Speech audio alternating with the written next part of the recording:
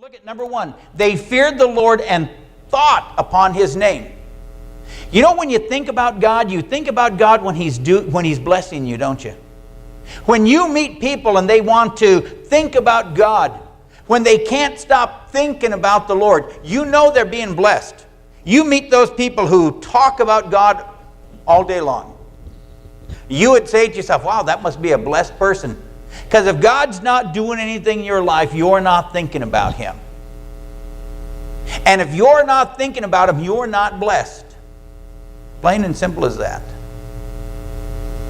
I, for one, have not been able to stop talking about Him since the day I met Him. Because I have been blessed all that time. They feared the Lord and they thought about Him. They feared what's the beginning of wisdom? The fear of the Lord is the beginning of wisdom. That's where everything starts from. Remember what He said?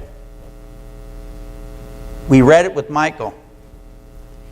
God said, you know what? I enjoyed the fact that you were talking about me. So you know what He does when you talk about Him? He writes it down. He keeps it in a book of remembrance. Now, you have to ask yourself, how thick a book of remembrance does God have with your name on it when you get to heaven?